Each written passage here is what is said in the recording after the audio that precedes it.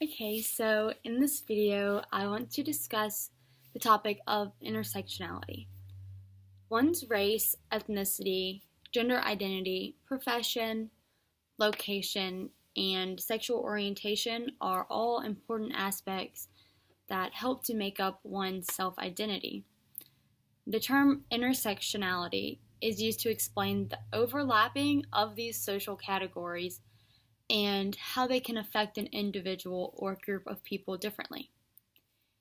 Intersectionality refers to forms of oppression such as racism, classism, and sexism that can intersect and compose a unified system of oppression. In this video, I'll discuss a few cases of intersectionality among a few different types of people. To start off, in Kimberly Crenshaw's Demarginalizing the Intersection of Race and Sex, a Black feminist critique and anti-discrimination doctrine, Crenshaw explains the topic of intersectionality by retelling the story of DeGraff Reed versus General Motors case. This was a lawsuit filed against General Motors, a car company, for racial and gender discrimination in the workplace. To summarize, this company, General Motors, would only hire males to work in the back on the cars, and they would also only hire women to work at the front counter as a secretary. But General Motors refused to hire a woman of color to be at the front desk. DeGraff Reed brought this issue to court after being denied a job because she felt she was denied for being a woman and for being a woman of color, not just one. So this issue was brought to court, and the court threw it out and overlooked the issue. Then the court tried to rationalize this decision by saying, since General Motors hires men and women, this is not a case of gender discrimination. And since General Motors hires both men of color and women, this is not a case of racial discrimination. Crenshaw then goes on to relate intersectionality to a car crash that happens at an intersection of multiple roads. Her text reads, "If an accident happens at an intersection, it can be caused by cars traveling from a number of any directions, and sometimes from all of them. Similarly, if a Black woman is harmed because she is at the intersection, her injury could result from sex discrimination or race discrimination." So to explain that a little more, that is like saying you got in a wreck at the intersection of two roads and the ambulance doesn't pick you up and help you because you're not on the road of racial discrimination and you're not specifically on the road of gender discrimination. So it's the same kind of concept there.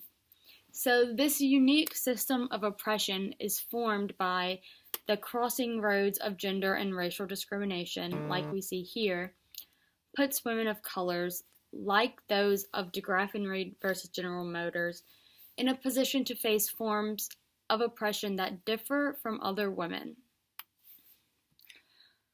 Likewise, during my research, one of the groups of people I found interesting was the Dalit women from South Asia, more specifically India.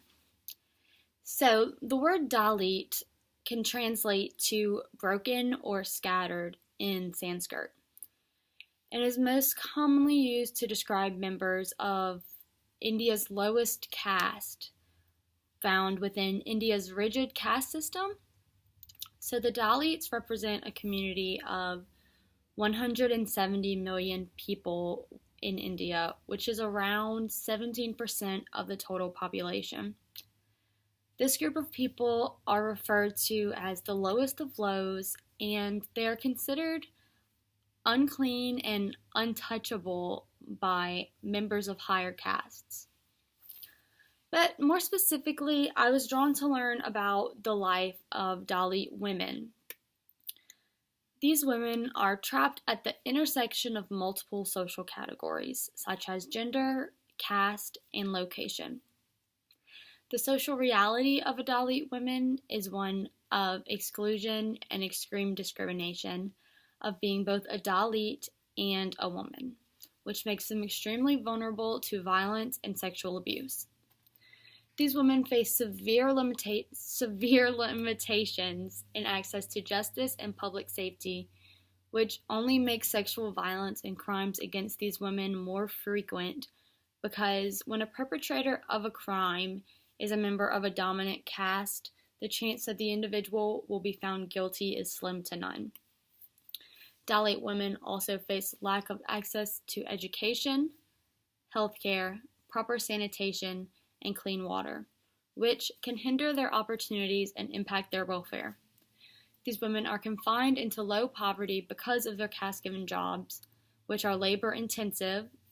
These are the jobs that no one else wants to do. These jobs pay very little, forcing these women into caste-based slavery and caste-based prostitution. The multiple discriminations forms a brutal system of oppression, violence, rape, trafficking, forced labor, and a trap of extreme poverty for these women. In my research, I found an excerpt from the book No Turning Back: The History of Feminism and the Future of Women by Estelle B. Friedman. While this work focused mainly on the idea of politics of location, which, to sum up, is the idea that where you live can have an impact on your life, Friedman's perspective on this view is such that women are oppressed in the same way all around the world for being women, but politics of location explains how women are oppressed differently according to where they're located. So even though the focus of this text was not intersectionality, I found that politics of location, in the case of Dalit women, is yet another good example of a social category that can overlap. The text reads, "Since the social facts of race and gender continue to affect our personal experiences, to deny these categories overlooks the fact that some people are more oppressed than others. Only by acknowledging this structural reality can we undermine it." So I think this is another good example of how overlapping social categories can change one's experience as a person, especially as a woman. And then to close, there are a few ways that intersectionality can be seen within schools, and so I'm going to talk about those.